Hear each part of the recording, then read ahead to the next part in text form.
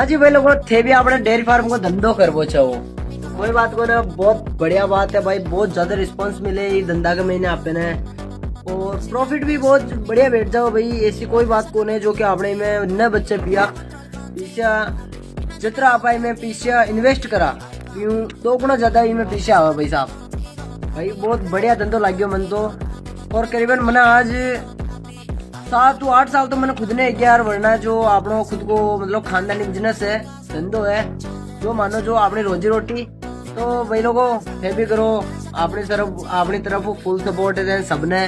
और किसी भी भाई ने कोई राय चाहे तो आप जरूर संपर्क कर दियो।